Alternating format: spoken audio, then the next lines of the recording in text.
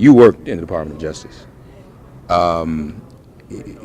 Is this scenario with the Barr summary and the Mueller report and just the whole chain of custody, shall we say, of the report and what's going on with it, is it a little odd to you? I'm probably understating it. Well, there are so many things that are odd is too charitable a word. It saddens and maddens me because the Department of Justice is supposed to be independent. When I started working at DOJ when George Herbert Walker Bush was president. I was a career prosecutor in the Civil Rights Division. I'm proud of that because independence was our currency. And you see what's happening with this report, and it's pretty clear to me now with hindsight especially that 20-page job interview document that Barr submitted unsolicited was basically, hey, you get me on this job, I'm going to have your back.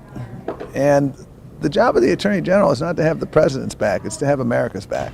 It's to ensure that justice is served. And it didn't surprise me at all that they're delaying the release of this because they want to try to control the narrative. The problem with that logic is, number one, American people are smart. You look at polling right now, and people don't buy for a moment that he's been cleared, except the diehard supporters of Trump. People understand. And I understood because I prosecuted public corruption cases at the Justice Department. I closed my share of cases.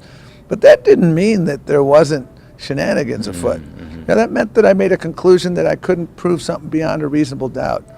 That's not, the bar for the American people is, has this president been compromised by a foreign government?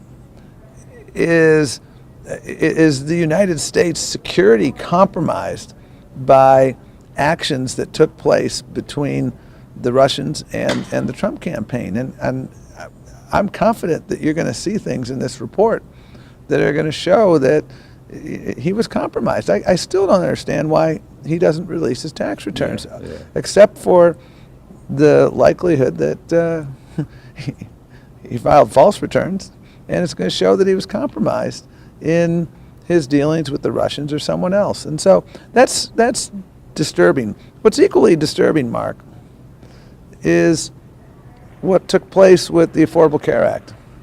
I cannot recount one instance where Eric Holder was instructed by Barack Obama to do something. Now, we had a protocol where we would give the White House notice, but it was a courtesy notice. We're about to indict this case, FYI. Right. We're about to settle this case, FYI. It's not a, we're about to do this, is that okay? He instructed the Justice Department to go into court and instruct the court that they should be striking down the entirety of the Affordable Care Act. I mean, I appreciate the clarity now of this administration. They do not want to replace the Affordable Care Act. They just want to repeal it. But again, as someone who takes pride in having worked in the Justice Department under Republican and Democratic administrations, again, breaching that wall between the independence of the Justice Department and the White House should be troubling to everybody who is concerned about the independence of justice. Well, and as you speak of the investigation, what have you, it also strikes me, Tom, as peculiar. Just a few days before we heard it was about to be concluded, we were hearing that Flynn was still cooperating, Gates was still cooperating. There's still an impaneled grand jury. So I'm wondering, I mean, correct me if I'm wrong, how can an investigation or a Mueller investigation been thoroughly completed with some of those, still open windows on the table, open applications? Well, there are still grand juries in New York and D.C. and possibly Virginia as well that are looking into wrongdoing by various folks involved in the Trump orbit.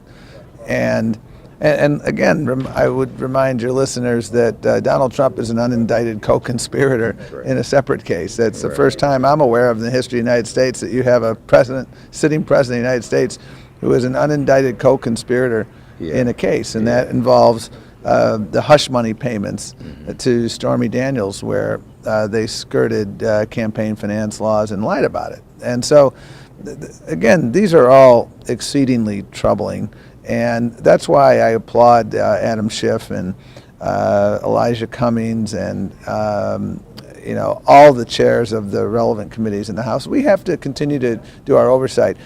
At the same time, Democrats can walk and chew gum. People say, well, what about health care? Well, you know what? Health care is the #1 issue in this country. We won the midterm elections because we're fighting to make sure you can keep your health care.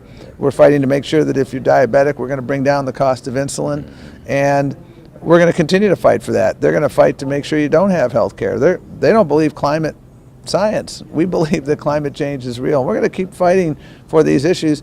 And at the same time, we will hold the administration accountable. We can walk and chew gum, and frankly, democracy demands that we walk and chew gum.